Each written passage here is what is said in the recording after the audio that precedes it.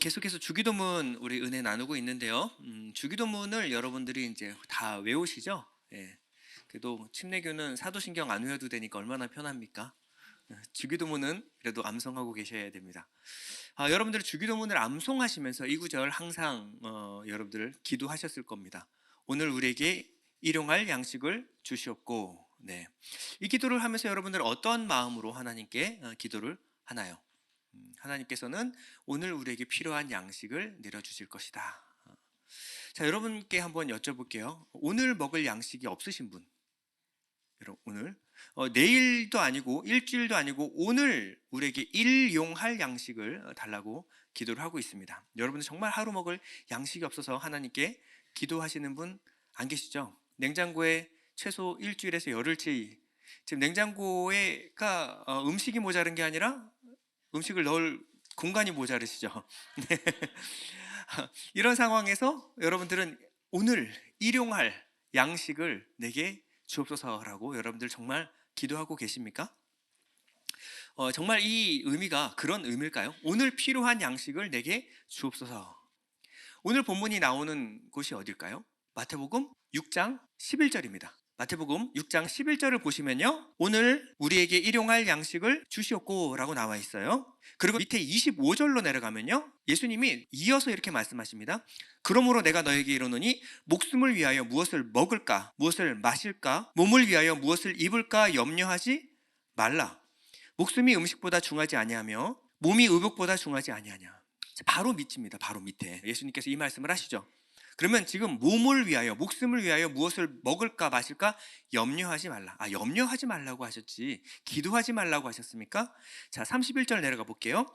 그러므로 염려하여 이르기를 무엇을 먹을까 마실까 무엇을 입을까 하지 말라. 이는 다 이방인들이 구하는 것이라. 이 구하는 것이 바로 기도하는 것입니다. 그러니까 염려만 하지 말라는 게 아니라 기도하지 말라는 거예요. 이것을 기도하는 것이 누가 기도하는 것이냐? 이방인들, 하나님을 알지 못하는 이방인들이 기도하는 기도가 다 이런 거 아니냐? 너희 하늘 아버지께서 이 모든 것이 너에게 있어야 할 줄을 아시느니라. 자, 위에는 너희는 이렇게 기도하라, 일용할 양식을 달라고 기도해라. 밑에는요, 무엇을 먹을까 마실까 구하지 말라. 그건 이방인들이 구하는 거야. 그러면 예수님이 하신 말씀이 지금 맥락이 안 맞죠? 일관성이 없잖아요. 그렇죠. 그것도 다른 성경 구절과 부딪히는 것이 아니라 같은 마태복음 6장 안에 서로 모순이 일어나고 있는 거 아닙니까? 그러면 우리가 알고 있는 거 하나는 잘못된 겁니다. 그렇죠. 뭐가 잘못됐을까요? 자, 일용할 양식을 구하는 이 양식에 대한 이해가 잘못됐다라는 것입니다. 성경은 서로 모순을 일으키지 않아요. 우리가 잘못 이해한 겁니다. 그렇다면 오늘 우리가 구하는 우리에게 일용할 양식, 이 일용할이 무슨 의미가 있을까요? 무슨 의미일까요? 자, 일용할을 원어로 보면 에피우시오스라는 말입니다. 자, 에피우시오스는 이 세 가지 의미가 있는 것이 맞아요. 첫 번째는 오늘을 위한 양식을 주셨고 라는 의미가 있습니다. 두 번째는 생존에 필요한 양식을 주십시오. 세 번째는요, 내일의 양식을 주셨고. 이 세 가지의 의미가 있어요. 자, 초대교회는 이 예수 그리스도의 주기도문을 외우면서 1, 2, 3번 중에서 몇 번째를 생각하고 외웠을까요? 3번입니다. 3번이에요. 지금 현대 성경학자들도 다 3번으로 해석하고 있습니다. 예수님은 어떤 언어를 쓰셨을까요? 자, 첫 번째 1번 히브리어, 2번 헬라어, 네, 3번입니다. 예수님은 아람어를 쓰셨어요. 패션 오브 크라이스트에 보면 예수님이 쓰실 때 보면 영어 아닌 다른 언어를 쓰시죠? 그 언어가 바로 아람어입니다. 아람어가 뭐냐? 지금의 시리아에 있는, 남아있는 이란이 쓰는 언어 있죠? 그래서 시리아 언어, 바벨론 언어라고 하는데 이 아람어를 썼어요. 왜냐하면 이스라엘 백성들은 바벨론의 포로로 끌려가서요 70년 동안 노예로 살았습니다. 그때 자기들의 언어를 쓰지 못하게 했었어요. 그러다 보니까 더 이상 자기들의 언어를 쓰는 사람이 사라져버린 겁니다. 그래서 종교에 종사하고 있는 바리새인, 서기관 이런 사람들은 히브리어를 알았지만 그들은요 읽을 줄도 말할 줄도 알지 못했어요. 그럼 시장통에 있는 모든 사람들이 다 무슨 말을 쓰냐면 아람어를 써요. 근데 예수님이 히브리어로 말하면 알아들을까요? 못 알아들어요. 헬라어는 당대 영어 같은 거였어요. 근데 영어를 잘하시는 분들 계시지만 여기서 영어로 막 말해봤자 여러분과 소통이 안 돼요. 그렇죠? 예수님은 히브리어도 아니고 헬라어도 아니고 그들이 사용하는 아람어로 설명하셨어요. 예수님이 이렇게 하셨죠. 그런즉 너희는 이렇게 기도하라. 하늘에 계신 우리 아버지요. 이 모든 말을 뭘로 쓰셨을까요? 아람어로 사신 거예요. 아람어로. 그럼 아람어 주기도문에는 이 일용할 에피우시우스를 뭐라고 했냐면 마헬이라고 적었습니다. 마헬. 마헬은 내일에라는 거예요. 그러니까 예수님이 마헬이라 그랬는데 우리가 1번과 2번으로 해석하면 잘못된 거잖아요. 그래서 지금 다들 3번으로 다들 이해하고 있습니다. 이 내일은요, 우리나라에서도 내일은 한자어로 투모로우가 아니에요. 24시간 후를 말하는 것이 아닙니다. 내일은 다가올 날이에요. 언젠가 반드시 다가올 그 날, 그날의 양식을 주시옵고 라는 의미가 바로 오늘 일용할 양식으로 우리가 알고 있는 그 구절입니다. 그러면 왜 에피우시우스라는 말을 썼을까? 자, 에피우시우스는요, 두 가지 말의 합성어입니다. 에피와 에이미예요. 에피는 위에. 에이미는 에고 에이미 많이 들어보셨죠? 에이미는 비동사 무엇이다라는 거예요. 무엇이 있다라는 겁니다. 자, 합치면요, 위에 있는, 이 땅에 있는 것이 아니라 위에 있는 하늘의 양식을 내려 주옵소서라는 거예요. 예수님은 내일의 양식 마헬이라고 했고요. 그 성경을 기록하는 자들은 무엇이라고 했냐면 내일 우리가 먹게 될 그 양식은 바로 이 땅의 음식이 아니라 하늘의 양식이다. 우리에게 하늘의 양식을 내게 주옵소서라는 기도를 하게 된 거예요. 자, 그렇다면요, 여러분들은 이제는 주기도문을 외울 때 일용할 양식을 주옵소서라고 했을 때 여러분들은 어떻게 이해해야 돼요? 하늘의 양식을 내려 주옵소서.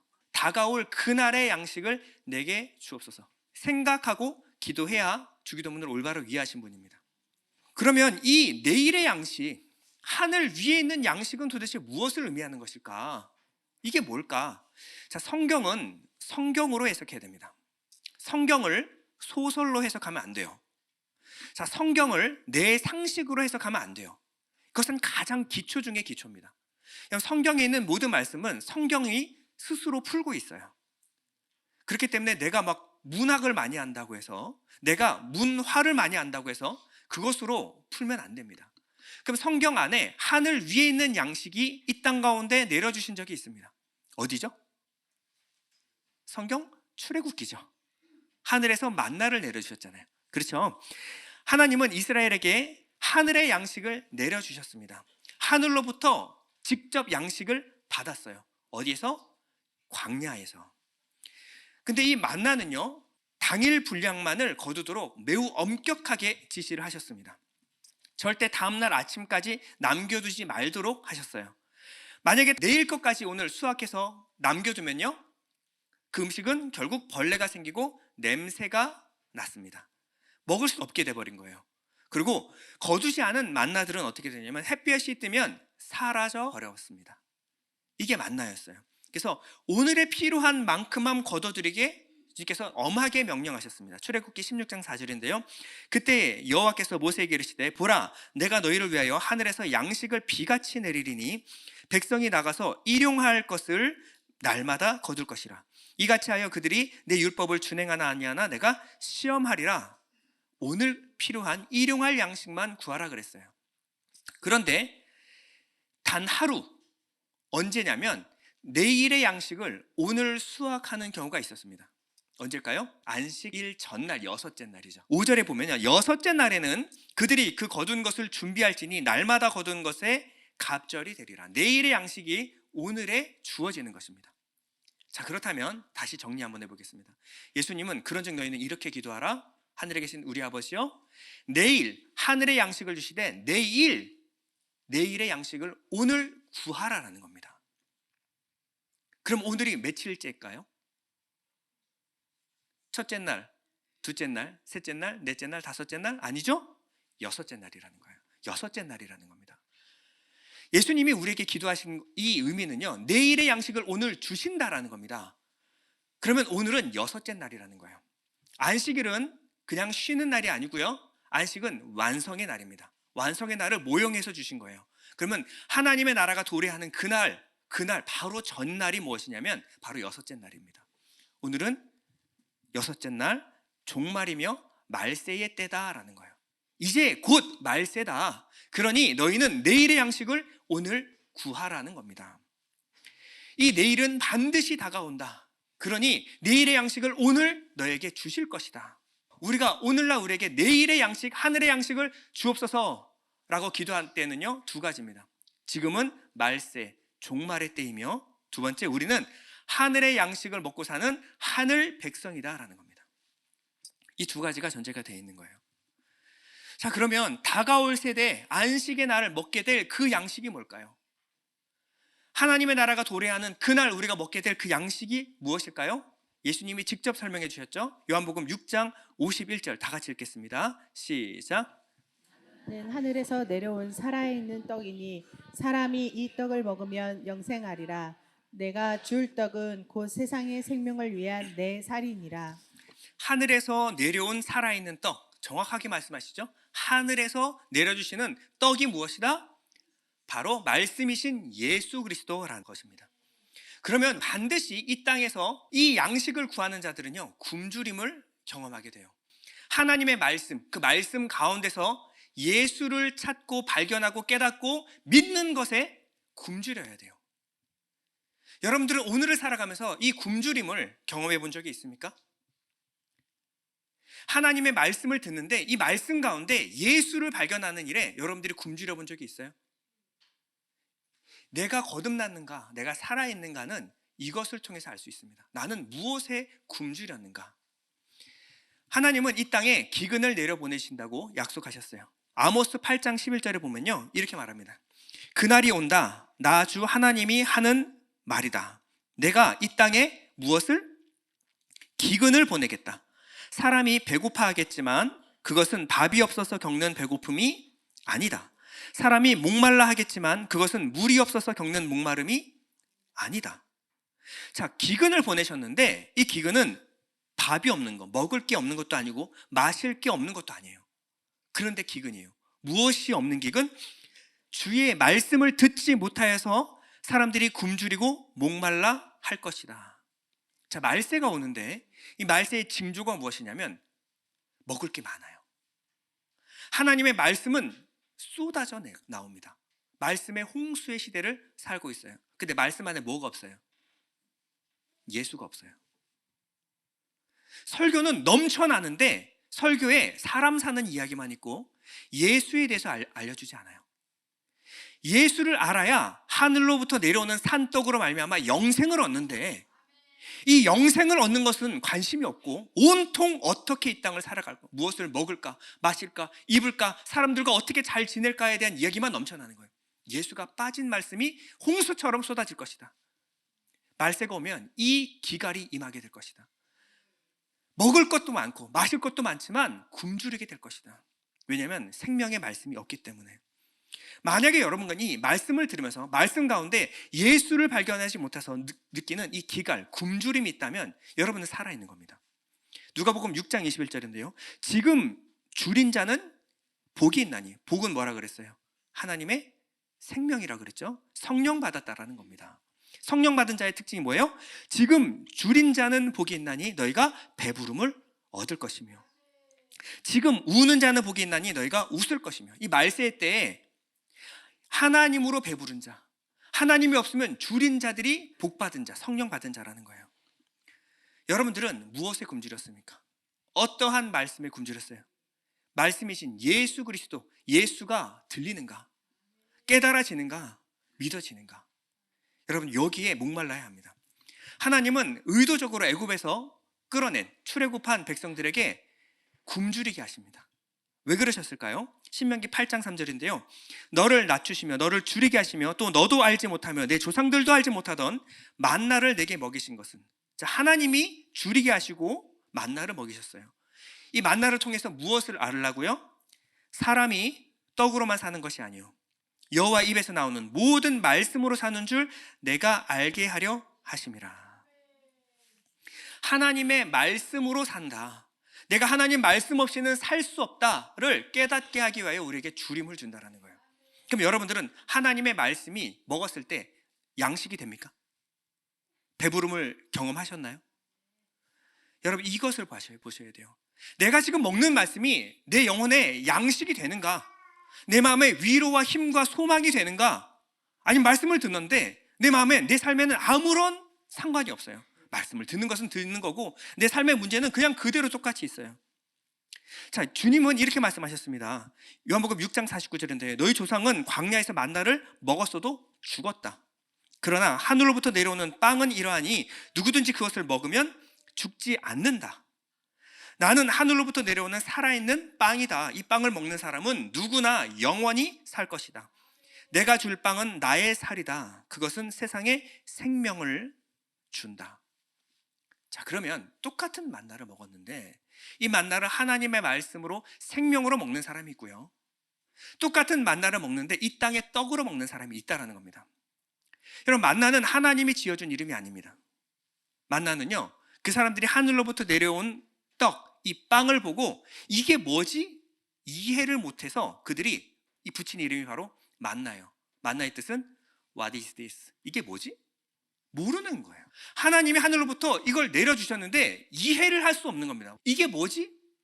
하나님의 말씀을 들었는데 그게 무슨 말인지 몰라요. 깨달아지지 않고 이해되지 않습니다. 그럼 하나님 말씀을 뭘로 먹은 거예요? 만나? 이거예요.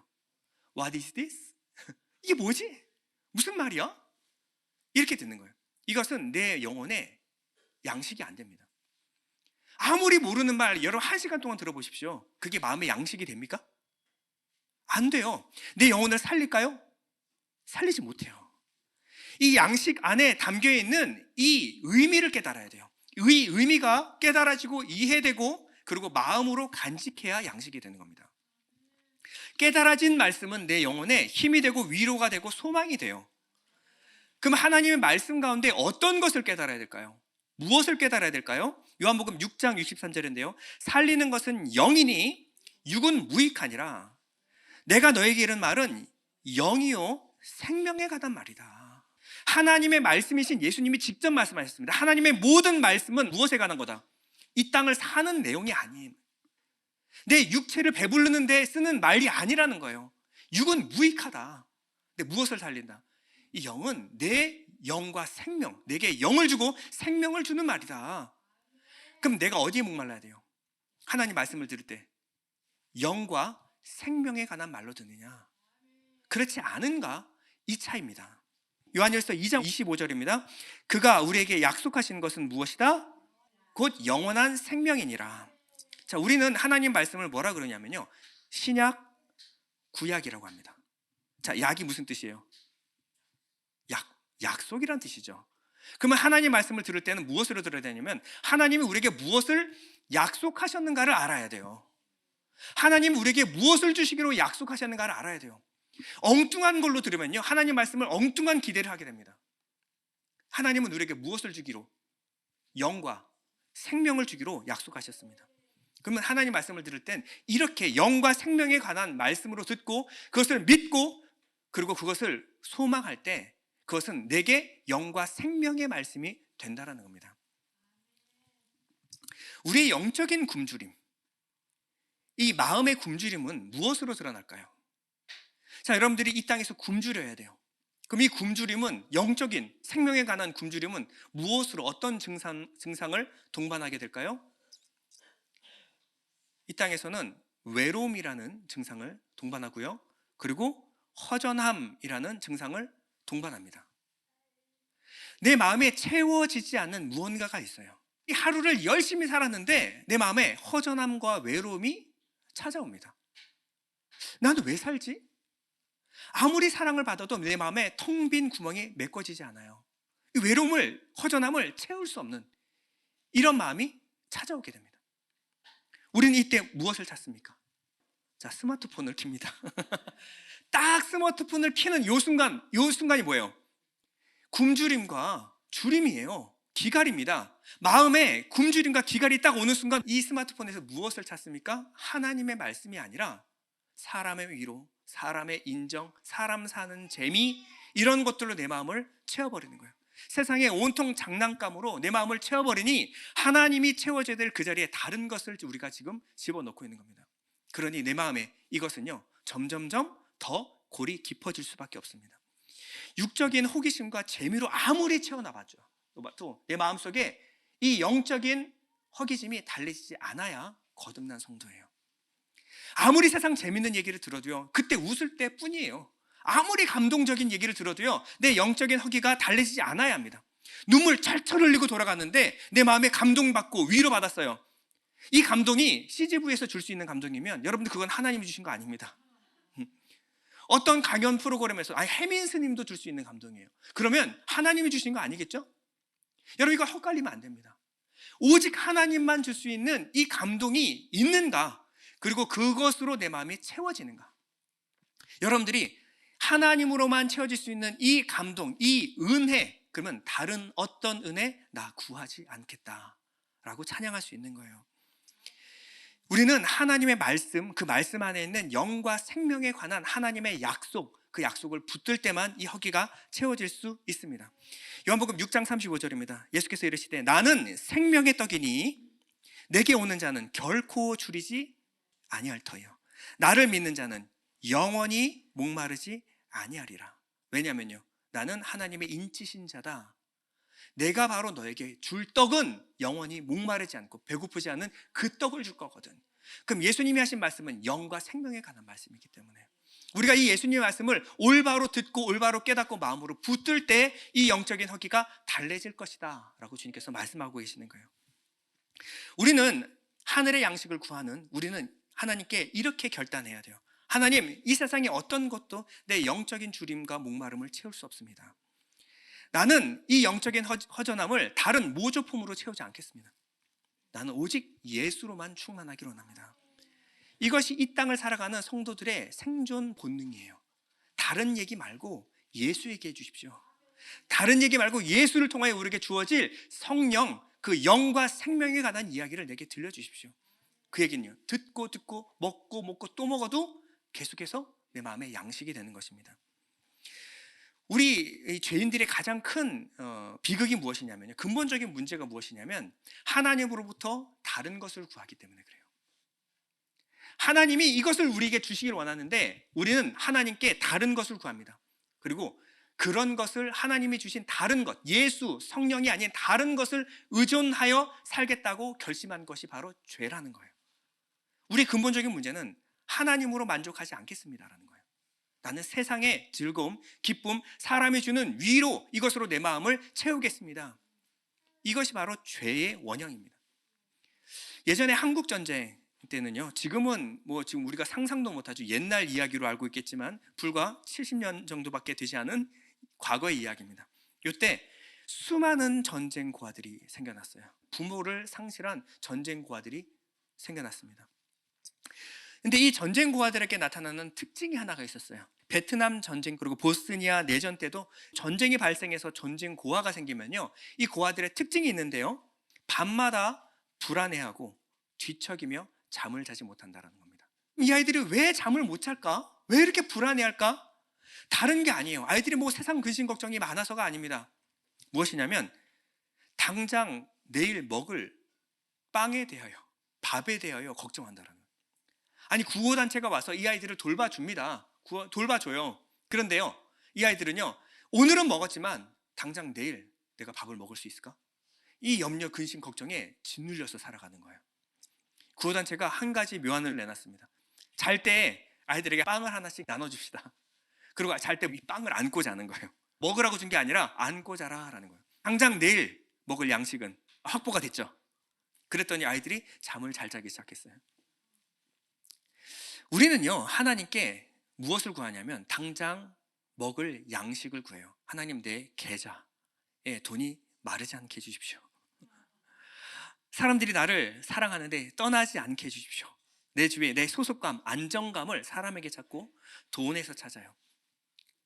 특징이 뭐냐면 전쟁 고아라는 거예요. 부모 없는 자식의 특징이 뭔지 아세요? 부모를 기다리는 것이 아니라 이 돈, 사람의 인정, 이것이 없으면 못 살아요. 그래서 그걸 안고 자요.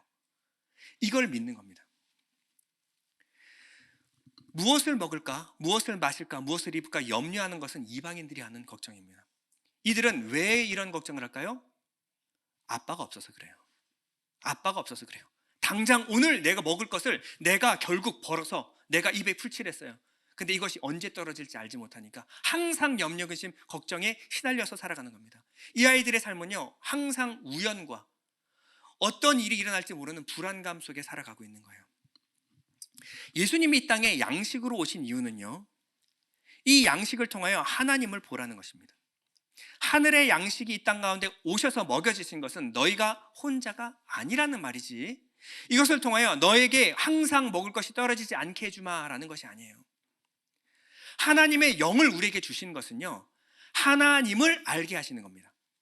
그러면 이 떡에 우리가 연연하는 것이 아니라 이것을 통하여 하나님, 내게 아빠가 계시는구나, 내게 아버지가 계시는구나를 알라고 우리에게 오신 거예요. 예수님이 이렇게 말씀하셨습니다. 요한복음 14장 24절인데요. 너희가 듣는 말은 내 말이 아니요, 이 빵이죠, 빵. 빵은 내 것이 아니요, 나를 보내신 아버지의 말씀이니라. 그럼 예수님을 통하여 누구를 알아야 돼요? 아버지신 하나님을 알아야 돼요. 예수님은 길이십니다. 어디로 가는 길? 아버지께로 가는 길. 우리가 예수님께 무슨 소원을 빌라고 주신 게 아니에요. 예수님이 이 땅에 오신 것은, 하나님의 아들이 이 땅에 오신 것은 우리를 아들 삼아서 아빠를 우리에게 주기 위한 것입니다. 아빠가 있는 자들은요, 무엇을 먹을까 마실까 입을까 염려 안 해도 돼요. 하나님이 우리에게 필요한 것을 다 아신다라는 겁니다. 그런 걱정은 고아들이나 하는 거야. 아빠 없는 이방인들이 하는 거야. 근데 왜 너희들이 그런 것을 구해? 저번에 말씀드렸죠? 하늘을 나는 새가요, 기도해서 먹습니까? 자, 까마귀 기도하는 거 혹시 보신 적 있으세요? 기도 많이 하는 까마귀가 벌레를 많이 잡는다, 뭐 이런 얘기 들어보신 적 있어요? 까마귀는 말도 할 줄 모르고 기도도 할 줄 모릅니다. 근데 먹이시고 입히십니다. 들에 핀 들풀을 봐라. 잡초를 보십시오. 잡초, 혹시 잡초에게 물 주신 분, 거름 주신 분 아무도 안 계시죠? 근데 너무 많아서 걱정이죠. 그렇죠? 다 먹이시고 입히신다라는 거예요. 근데 우리는 어떻게 생각해요? 나는 까마귀보다 귀하지 않아. 까마귀는 먹이지만 하나님은 나를 굶길지도 몰라. 내가 까마귀보다 귀한 줄 모르는 거예요. 들에 핀 들풀, 잡초보다 못한 그런 인생을 살아요. 그러니 밤마다 빵을 끌어안고 사는 겁니다. 애들 나한테 댓글을 달았나? 내 통장 계좌가 얼마지? 아, 좋아, 내일은 괜찮겠어. 고아들인 거예요. 얼마나 불쌍합니까? 얼마나 짠해요. 그렇죠? 왜 그렇게 살아? 너는 나를 통하여 아빠를 가졌잖아. 너는 나를 통하여 하나님의 자녀들이 되었잖아. 그런데 하물며 까마귀보다 못하냐? 들에 핀 들풀보다 못하겠냐? 우리 인생을 하나님이 돌보신다라는 겁니다. 근데 우리가 염려하는 것은요, 하나님을 믿지 못하기 때문입니다. 안 믿는 거예요. 안 믿는 거. 그렇지 않다라는 거예요. 하나님이 우리의 모든 필요를 채우신다라는 것입니다. 야고보서 1장 17절인데요. 온갖 좋은 은사와 온전한 선물이 다 위로부터 빛들의 아버지께로부터 내려오나니. 자, 무엇이 내려오냐면 온갖 좋은 것들이에요. 온갖 좋은 것. 그것을 뭘로 주시냐면 은사로, 선물로 주세요. 자, 여러분들이 많이 하면 많이 주시고 적게 하면 적게 주시나요? 여러분 기도한 만큼 드세요? 여러분 매일 음식을 기도해서 먹습니까? 아니면 은혜로 먹습니까? 은혜로 주시는 것들이에요. 그것은요, 우리가 먹고 마시고 입을 것들은 하나님의 은혜로 주시지 기도 안 하면 안 줘, 하나님 그러셨어요? 아니요, 그런 거 구하지 말라는 거예요. 하나님이 다 은사로 내게 생명에 필요한 모든 것은 하나님이 은혜로 주신다는 겁니다. 그는 변함도 없으시고, 그러니까 내일 걱정 안 해도 돼요. 하나님 마음 변할 일 없습니다. 회전하는 그림자도 없으시니라. 하나님은 내게 뒷모습 보이지 않아요. 그가 그 피조물 중에 우리로 한 첫 열매가 되게 하시려고, 하나님의 자녀가 되게 하시려고 자기 뜻을 따라 진리의 말씀으로 우리를 낳으셨느니라. 여러분들은 입양된 거 아닙니다. 입양된 사람은요, 하나님의 유전자 없어요. 입양된 사람은 하나님의 생명 없습니다. 입양은요, 하나님과 피를 나눈 게 아니에요. 근데 우리는 예수 피로 하나님 자녀 됐습니다. 하나님의 영을 받았어요. 우린 입양된 거 아니에요. 뭐라 그래요? 하나님이 우리를 낳았다 그러잖아요. 그 모든 해산의 고통으로 우리를 낳으셨습니다. 우린 입양아가 아니에요. 눈치 볼 필요 없어요. 그런 아버지라고 생각하니까 뭐 하나 달라. 아, 나를 입양해 주신 것도 고마운데 뭐 먹을 걸 달라. 이럴 필요가 없는 거예요. 하나님 우리를 낳으셨다라고요. 하나님의 생명을 가진 우리를 하나님은 굶기시겠습니까? 세상의 어떤 것보다 귀해요. 세상을 다 주어도 바꿀 수 없는 것이 하나님의 자녀입니다. 하나님은 날마다 우리의 필요를 채워주시고요, 우리에게는 항상 아빠가 있다는 것을 여러분 잊으시면 안 됩니다. 하나님은 우리의 육체의 필요도 무시하시는 분이 아니에요. 빌립보서 4장 19절인데요, 나의 하나님이 그리스도 예수 안에서 영광 가운데 그 풍성한 대로 너희 모든 쓸 것을 채우시리라. 어떻게 채워요? 하나님의 영광 가운데 그냥 내가 이거 달라 그러면 아이 쓰레기 같은 거 하나 딱 던져주고, 이게 아니라 하나님의 영광스러운 것으로, 그리고 어떻게 풍성하게 하나님의 풍성한 대로 너희 모든 쓸 것을 채우시리라. 여러분, 이것은 우리가 믿든 안 믿든 하나님 해주시는 거예요. 자녀가 그러든 안 그러든 불안해하는 자녀 속상해 하시죠. 너는 아직까지 나를 몰라? 너는 아직까지 나를 아빠로 믿지 않니? 이러는 거예요. 모든 것을 채우시리라. 우리가 하나님을 여호와 이레라고 해요. 이레는 무슨 뜻이냐면, 이레는 항상 보고 계신 하나님이에요. 우리가 잘 때도 우리를 지켜보세요. 나는 내 필요를 다 알지 못해요. 근데 하나님은 그 하늘 위에서 나를 지켜보십니다. 여러분들이 보는 것은 한 치 앞밖에 볼 수 없어요. 그리고 한 치 앞도 잘 못 봐요. 그런데 하나님은 하늘에서 여러분들의 나고 죽는 것까지 하나님이 다 보고 계세요. 그러면 내가 지금 무엇이 필요한지 내가 할까요? 하나님이 할까요? 하나님이 합니다. 하나님이 앞서 하시는 거예요. 자녀들은요, 부모님 믿고 잡니다. 엄마가 깨워줄 거니까. 아침에 자녀보다 엄마가 먼저 일어나서 밥을 차려요. 그리고 하루를 준비합니다. 오늘 그에게 필요한 모든 양분을 준비해요. 그리고 자녀를 키워요. 밥 먹어. 근데 그것도 안 먹겠다고 짜증을 내죠. 먹여서 학교를 보내요. 이 자녀가 뭘 하는지 부모는 알까요, 모를까요? 이 아이를 미지의 세계로 내보내는 부모는 없습니다. 애가 어느 학교를 어떻게 가고, 끝나고 학원을 어디를 들렀다가 애가 오고, 만약에 안 오면요 10분만 늦어도 전화를 합니다. 이게 부모예요. 우리는요, 부모가 있는 자녀들은요 그냥 세상 밖으로 내몰리는 적이 없어요. 하나님은 우리의 일거수일투족을 다 계획하시고 허락하에 일어나는 일이에요. 우리는 아침에 해를 뜨는데 여러분들이 기도해서 해를 띄우시는 분, 일어나 보니까 해가 떴죠. 해가 중천에 떴네. 너무 많이 잤죠. 네. 여러분, 다음날 해가 뜰지 안 뜰지 걱정하시는 분 계십니까? 하나님이 여러분 기도와 상관없이 해를 띄우십니다. 때를 따라 비를 주시고요, 사계절을 허락하세요. 이 모든 것은 여러분들의 기도와 상관없이 하나님이 다 해주시는 겁니다. 돈을 얼마를 냈어요? 한 푼도 안 내요. 한 푼도 거저 받아 누리는 겁니다. 이 모든 것이 하나님의 신실하심 안에서 일어나는 거예요. 그러면 여러분들이 하루를 계획해서 하는 것이 몇 가지나 될까요? 만약에 이런 생활에 필요한, 이 생존에 필요한 것들을 하나님이 안 주신다면요, 여러분 그것이 최우선이 돼야 돼요. 근데 우리가 배가 불러서 이걸 걱정 안 하니까 다른 계획을 세우기 시작하는 겁니다. 그렇죠? 예, 뭐 재미없나? 뭘 위해서 살지? 이런 걱정을 하는 거예요. 사는 게 걱정이면 이런 걱정 안 하죠. 근데 뭐 하면서 살지는 뭐예요? 사는 걱정이 끝난 겁니다. 우리는 하나님이 계획하시고 하나님이 시작하신 하루를 참여하는 거예요. 하나님의 계획을 따라 그 하루를 뒤따라 사는 겁니다. 여러분들이 걱정해도요, 하나님의 계획대로 여러분 삶을 다 이끌어 나가십니다. 우리가 계획할지라도 이루시는 분은 여호와 하나님이에요. 우리의 계획은 계획이기보다 염려일 가능성이 더 높아요. 그렇죠? 하나님의 뜻을 알면요, 그 뜻에 맞춰 살면 얼마나 안전한 인생을 살까요? 하나님의 뜻을 모르니 자꾸 내가 계획하고 앉아 있는 거예요.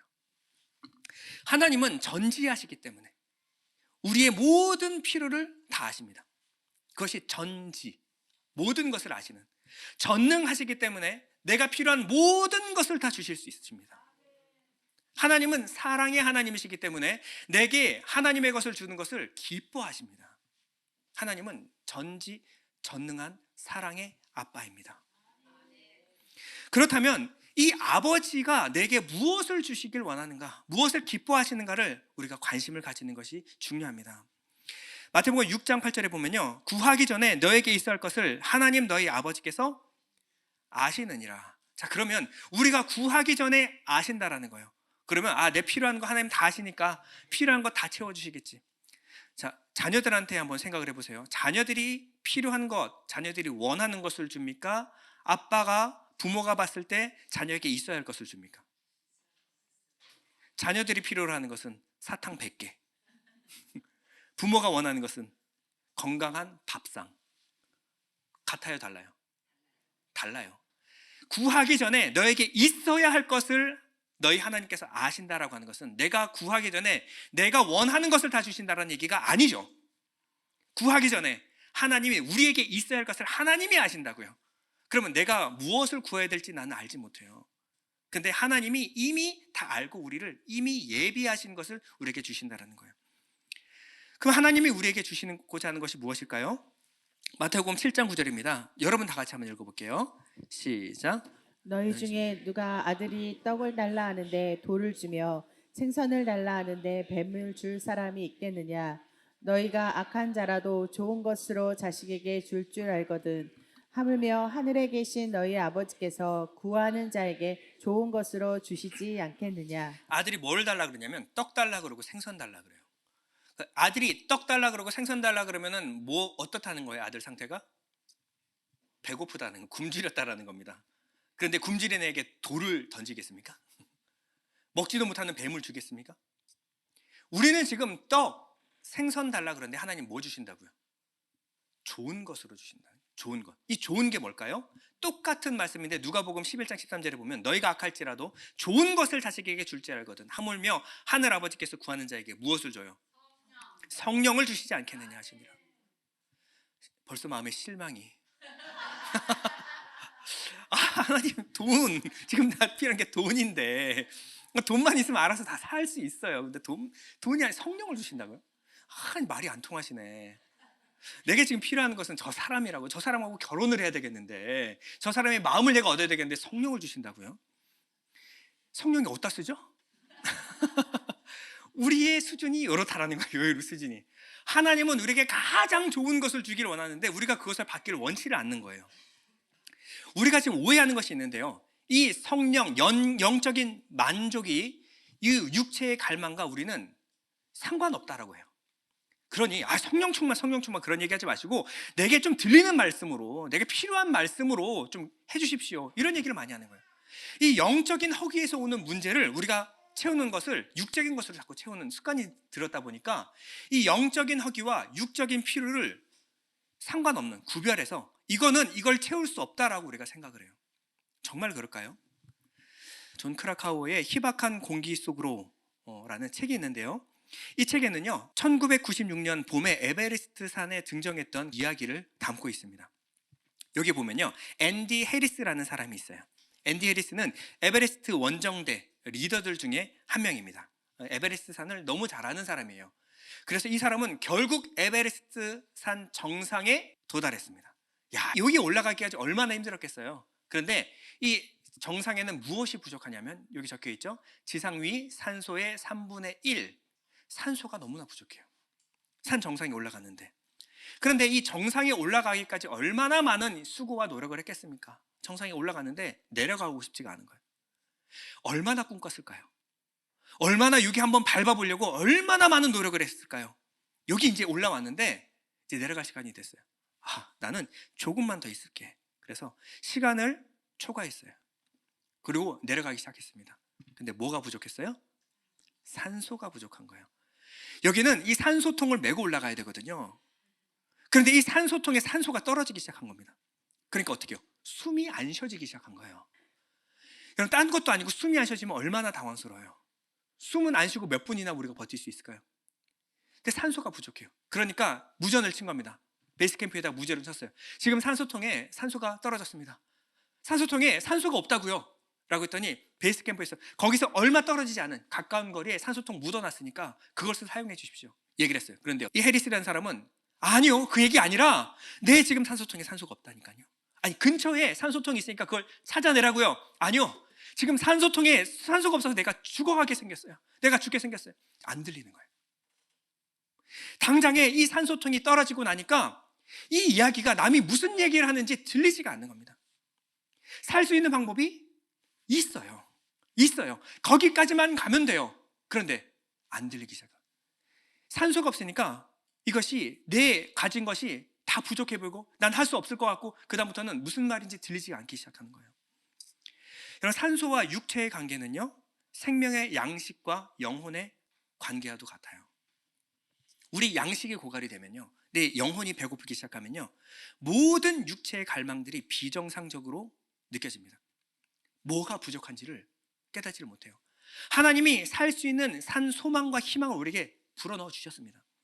근데 우리는 이 생명의 양식이 지금 부족한 상태임에도 뭐가 부족하다고 생각해요? 돈이 부족하다고 생각해요.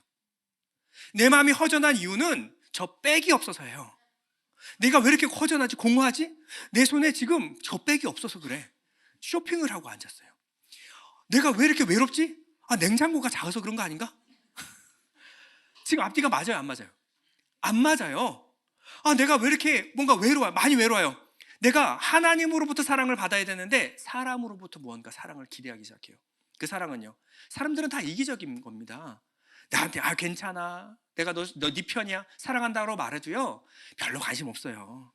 지금 빨리 끊었으면 좋겠는데 안 끊어주니까 괴로운 겁니다. 사람들은 원래 그래요. 근데 그 사랑을 구걸하고 앉았어요. 그 하나만 좀만 주세요. 지금 나 사랑한다고 말해줘. 여러분, 하나님이 온전하신 풍성하신 사랑을 우리에게 준비해 주셨는데 그거 받아 먹어야 되는데 우리가 어떻게 해요? 다른 것 보고 있는 거예요. 다른 것. 왜 그러냐면 모든 갈망들이 비정상적으로 우리가 느껴지기 시작한 거예요.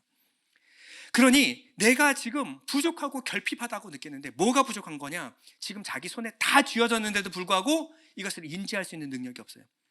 내게 주신 것은 다 부족한 거. 하나님 내게 주신 건 다 무가치한 거. 옷장을 열어도 입을 옷이 하나도 없어. 하나님 다 무가치한 것만 줬어. 내 마음에 안 드는 거. 그거 누가 샀어요? 내가 샀는데 근데 다 지금은 무가치한 것들이 되어버렸어. 시즌 다 지났어. 이러면서 여러분, 이 마음이 옷을 사면 채워질까요? 아닙니다. 사모님 아니래요. 아니라는 거예요. 이 허전한 마음은 성령으로 채워져야 되는 거예요. 우리가 성령으로 채워지면 느껴지는 게 무엇인지 아십니까? 하나님이 내게 필요한 모든 것을 주셨다라는 것을 깨닫기 시작해요. 내가 무언가 부족해서 허전해서 라고 생각했는데 그게 아니에요. 하나님은 내게 다 주셨어요. 여러분에게 주신 가족, 이런 가족과 누릴 수 있는 기쁨을 얼마나, 몇 퍼센트나 누리고 계십니까? 여러분들의 자녀, 부모, 아내, 남편이 줄 수 있는 기쁨에 여러분 몇 퍼센트나 누리고 있어요? 바빠서 거기는 관심 없죠. 하나님 주신 거에는 별로 관심 없어요. 내게 허락하지 않은 것에만 눈길을 돌려요. 이거는 다 가졌으니까, 내 어장에 있는 거니까 어장 밖의 물고기를 사냥하고 다녀요. 아니요, 하나님 우리에게 기뻐하실 만한 모든 것을 다 주셨어요. 여러분, 우리나라가 전 세계 경제 몇 위인지 아세요? 11위입니다. 11위. 전 세계에서 11번째로 잘 살아요. 우리나라 군사력이요, 세계 6위입니다. 6위. 우리나라만큼 안전한 나라가 있을까요? 밖에 나가면요, 밤 10시에 나가면요, 미국은 나가면 큰일 납니다. 밤 10시에 나가는 것은 미친 짓이에요.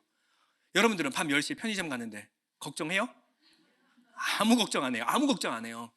다른 나라에는요, 가다가 차가 빨간불이 되잖아요. 멈췄으면 안 돼요. 빨간불에 멈췄으면 어디서 나타나서 방망이 들고 깨서 돈을 가져갈지 몰라요. 그래서 빨간불이 되면 9시가 넘으면 빨간불은 무조건 패스, 지나가야 돼요. 멈추면 안 됩니다. 필리핀만 가더라도 차가 들어가면, 집까지 들어가는데 이 차단기를 몇 개 통과하냐면 3개를 통과해야 돼요. 총을, 실탄을 장정하고 차고 있는 사람들이 지키고 있습니다. 우리는요, 얼마나 안전합니까? 얼마나 안전해요? 아프면요, 병원 가요. 여러분, 아프다고 병원 갈 수 있는 나라가 몇 개나 되신다고 생각하십니까? 병원이 없어서, 병원이 비싸서 못 가요. 근데 우리는요, 별로 걱정 안 하시죠? 감기만 걸려도 병원 가시죠? 이런 좋은 나라가 우리나라입니다. 여러분, 뭐가 없어서, 부족해서 하나님 다 주셨어요. 누리지 못할 뿐이에요. 하나님이 주셔도 누리질 못해요. 하나님 주신 것 안에 모든 행복이 있는데 그걸 누리질 못해요. 왜 그럴까요? 문제는 그것이 아니라 내 마음입니다. 내 마음이 잘못된 거예요. 내 마음에 결핍이 온 겁니다. 그러면요, 성령 충만하게 됐을 땐 이 마음의 문제가 해결이 돼요. 그러면 내게 주신 모든 것이 선한 것임을 우리가 발견하게 된다는 거예요. 여러분, 우리는 갈망을 채우는 순서가 중요해요. 여러분, 필요한 거 구하십시오. 하나님 아빠한테 못 구하는 게 어디 있습니까? 무슨 말이든 구하십시오. 그런데 하나님이 우리에게 무엇을 주시냐면 성령을 주십니다. 성령 충만을 주세요. 그러면요, 그 전에 내가 이것 없으면 못 살 것 같았던 마음이요, 해결이 돼버립니다. 하나님, 이것 없이도 하나님으로 만족합니다. 하나님, 이거 안 주셔도 내가 하나님으로 기뻐합니다. 이 마음을 주시면요, 이 기도에서 저 기도로 옮겨가는 거예요. 하나님, 성령 충만 내게 허락하여 주시옵소서. 처음에는 욕심의 눈이 멀어서 잘못된 거 구할 수 있죠. 분별력이 없어서 잘못된 거 구할 수 있죠. 근데 신앙은요, 성숙하다 보면 내 마음이 이것으로 채워지지 않고 하나님의 성령으로 채웠는데 해갈되는 것을 경험했어요. 그것을 한 번, 두 번, 세 번, 네 번 경험하면요, 문제가 터졌을 때 내 필요를 돌아볼까요? 아니면 성령을 구할까요? 이것을 성숙이라고 합니다. 점점점 내 안에 더 명료하게, 하나님, 나는 성령만 충만하면 이 상황에서도 괜찮을 수 있습니다. 내가 이런 상황에서도 다시 일어날 힘과 능력이 주어지는 것을 내가 믿습니다. 그래서 주님이 이렇게 말씀하셨어요. 마태복음 6장 33절인데요. 그런즉 너희는 먼저 그의 나라와 그의 의를 구하라. 그러면 이 모든 것을 너에게 더하시리라. 그러므로 내일 일을 위하여 염려하지 말라. 내일 일은 내일이 염려할 것이요, 한날 괴로움은 그날로 족하니라. 그러니 의에 줄이고 목마른 이 성령, 하나님이 주실 그 약속이 무엇인지를 알고 그 약속을 구하는 자는, 의에 줄이고 목마른 자는 복이 있나니 그들이 배부를 것이며. 무엇에 줄이고 목마른가? 여러분, 이 줄이고 목마른 마음의 심연을 들여다봐야 돼요. 나는 무엇이 부족한 것인가? 진짜 이것이 없어서인가? 아니면 하나님의 사랑이 부족해서인가? 성령 충만하지 못해서인가? 하나님이 있으면요, 오늘을 선물로 받습니다. 내일을 위하여 염려할 필요가 없어요. 고아들은요, 내일 일을 위하여 염려해서 무엇을 먹을까, 마실까, 입을까 염려함으로 항상 구해요. 근데 아버지가 있는 삶은요, 오늘을 살게 해요. 여러분, 오늘을 살면서 정말 오늘을 몇 시간 동안이나 누려보셨습니까? 오늘을 사는데 과거의 상처, 죄책감, 이런 무거운 짐들이 나를 짓눌러 와요. 어떤 사람들은 미래에 대한 두려움이 있습니다. 걱정, 불안, 염려, 노후에 대한 걱정으로 가득 차 있어요. 어떻게 살지? 노후에는 어떻게 살지? 은퇴 후에는 어떻게 살지? 여러분, 오늘을 몇 시간이나 사셨습니까? 오늘 주신, 하나님의 선물로 주신 오늘을 여러분 몇 분이나 누려보셨습니까? 아버지가 있으면요, 오늘을 선물 받아요. 과거, 미래 염려 없어요. 하나님이 내게 해주신 오늘을 사는 거예요. 오늘은 의미가 있으니까, 이유가 있으니까 주신 겁니다. 오늘을 묵상해야 돼요. 근데 우리는 오늘을 살지 못하는 겁니다. 복음은 과거로부터 나를 해방시킵니다. 복음은 미래의 모든 염려와 근심에서 나를 해방시킵니다.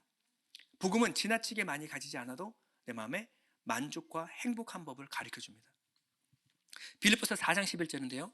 내가 궁핍함으로 말하는 것이 아니니라. 어떠한 형편에든지 나는 자족하기를 배웠노니 나는 비천에 처할 줄도 알고 풍부에 처할 줄도 알아. 모든 일 곧 배부름과 배고픔과 풍부와 궁핍에도 처할 줄 아는 일체의 비결을 배웠다. 그 비결이 무엇입니까? 내게 능력 주시는 자 안에서 내가 모든 것을 할 수 있느니라. 내게 능력, 내게 양식을 주시는, 하늘의 양식을 주시는 분 안에서 나는 모든 것을 할 수 있다. 아버지가 있는 인생이에요. 내겐 아빠가 있다라는 거예요. 그러니 비천에 처해도 풍부에 처해도 나는 모든 것을 할 수 있다. 돈이 없어도 할 수 있습니다. 건강이 없어도 할 수 있어요. 나는 이 모든 것이 없어도 할 수 있다. 왜? 내게는 능력 주시는 아버지가 있으니까. 내겐 아빠가 있다라는 거예요. 여러분, 우리가 구원받았다는 것은 더 이상 이 땅의 것에 매여 사는 것이 아닙니다. 하나님 있으면요, 걱정 없어요. 하나님 있으면 다 알아서 해주실 겁니다. 여기서 끝나는 게 아니에요. 마지막으로 살펴볼 것은요, 오늘 우리에게 일용할 양식을 주옵시고 우리에게 달라는 거예요. 기도는요, 나에게 양식 주십시오 아니에요. 우리에게 달라는 거예요. 우리에게. 여러분만 배부르면 그만입니까? 우리는요, 모두 다 배부른가요? 나는 배부르고 나는 아버지로 만족하는데 여러분 주위에는 이 양식, 하늘의 양식, 예수를 몰라 죽어가는 사람이 있지 않습니까? 뭘 기도해야 돼요? 우리에게 양식을 주십시오. 여러분, 먹기 위해 사는 것은 짐승이에요. 사람은 살기 위해서 먹습니다. 살기 위해서 먹어요. 그러면 먹는 것 걱정보다 더 중요한 게 있어요. 사는 거예요. 이거 먹고 어떻게 살지? 무엇을 위해 살아야 되는가? 여러분, 배불렀으면 주변을 돌아보십시오. 여러분이 예수를 가지고 성령 충만하셨으면 주변을 돌아보십시오. 내 주위에는 양식이 없는 사람이, 갈아여 죽게 된 사람이 없습니까? 내 피로, 내 간구는 3박 4일 동안 금식하며 기도하는데 내 주위에 예수 없어 죽어가는 사람들에게는 아무런 관심도 없어요. 이것은 하나님이 주신 마음이 아닙니다. 고린도서 8장 15절에 이렇게 말합니다. 기록된 것 같이 많이 거둔 자도 남지 않았고 적게 거둔 자도 모자라지 아니하느니라. 많이 거둔 자도 남지 않아요. 하나님 많이 주신 것은 나누라고 주신 겁니다. 나누라고. 여러분에게 풍성한 은혜를 주신 것은요, 나누라고 주신 거예요. 여러분들, 하나님이 여러분들에게 어떠한 조건을 가지고 주신 적이 없어요. 은혜로, 긍휼로 줬어요. 여러분들이 하나님 주신 따뜻한 밥, 이 영혼의 양식을 먹게 된 것은요, 하나님의 긍휼의 양식을 먹은 겁니다. 이것을 먹으면요, 긍휼이 내게서 나와야 돼요. 하나님의 사랑을 먹은 자는 하나님의 사랑이 내 삶에서 나와야 합니다. 예수님은 요한복음 4장 34절 이렇게 말씀했어요. 예수께서 이르시되 나의 양식은 나를 보내신 이의 뜻을 행하며 그의 일을 온전히 이루는 것이니라. 언제 이 말씀하셨죠? 사마리아 여인을 구원하신 후에. 뜨거운 사막을 6시간을 가로질러 가셨어요. 가장 뜨거운 12시부터 6시까지를 예수님이 혼자서 가로질러 갑니다. 제자들이요, 더 가까운 길이 있다 그랬어요. 근데 나는 가야만 하겠다. 그리고 거기를 가로질러 가요. 6시간을. 여러분, 사막 6시간 얼마나 힘드셨을까요? 한 가지 이유밖에 없어요. 사마리아 여인, 한 여인을 만나기 위하여. 그 여인을 구원하신 후에 예수님 뭐라 그러냐면, 나는 배부르다라는 거예요. 나는 아버지의 뜻을 온전히 이루는 것으로 내가 만족하고 배부르다, 기쁘다, 힘이 난다. 여러분에게 이런 만족이 있습니까? 우리는 매년마다 필리핀 선교로 갑니다. 우리는 선교를 왜 갈까요? 필리핀으로 15년 동안 왜 필리핀에 선교를 갈까요? 우리가 훌륭해서, 우리가 사랑이 막 남아 돌아서, 우리가 착한 일을 하기 위해? 절대 아닙니다. 우리가 필리핀에 가는 이유는 다 한 가지입니다. 하나님이 그들을 사랑하기 때문에 그렇습니다. 우리가 아니라 하나님이 그들을 사랑하시는 거예요. 우리는 어디로 갈지도, 누구를 만날지도 몰라요. 근데 하나님이 그들을 너무나 사랑하세요. 하나님이 그것을 원하기 때문에 그렇습니다. 우리가 은혜를 충만하고 성령 충만하게 되면 무엇을 돌아보게 돼요? 여러분, 주위에 예수 없어 죽어가는 사람들이 눈에 보이는 거예요. 멀리까지 갈 필요 없어요. 여러분, 머릿속에 떠오르는 딱 10명 생각 한번 해보십시오. 여러분들이 직접 먹이고 말을 걸고 이야기할 수 있는 딱 10명. 여러분, 탄자니아에 있는 사람들 혹시 이름 한 명만 대보실래요? 이름? 그 사람이 있어 기도하지 말고 여러분 주위에 10명 중에 예수 없어 죽어가는 사람 한 명만 대보세요. 하나님 그들을 구원받게 해주십시오. 네가 가. 그들이 예수 만나게, 네가 예수 전해. 근데 왜 우리가 안 전할까요? 하나님이 하라는 거죠. 아니요, 양식을 먹이신 이유는 네가 가라는 거예요. 내 돈 털어서 먹이고 입히고 예수 증거해서 예수 믿게 하라는 거예요. 그들이 왜 그렇게 예민할까요? 예수 없어서 그래요. 배고프니까. 왜 그렇게 불안, 염려, 근심, 걱정 가운데 살아갈까요? 예수가 없으니까. 하나님 아빠가 없으니까. 안 불쌍합니까? 여러분, 해답이 보이잖아요. 근데 왜 예수를 안 전하죠? 내 자존심 때문에, 내 사회적인 지위 때문에, 고작 그것 때문에 그가 굶주려 죽어가는 것을 보고 있는 겁니다. 하나님은 우리에게 그런 잔인한 마음 허락하지 않았어요. 네가 만약에 내 아들이면 하나님의 긍휼한 마음을 갖고 살으라는 겁니다. 우리는 열정은 항상 번아웃 돼요. 우리의 자존심으로 살 수 없습니다. 우리의 열심으로 살 수 없어요. 그래서 우리에게 무엇을 주셨어요? 성령을 주셨습니다. 모세는 120살이 되도록 눈이 흐려지지 않았어요.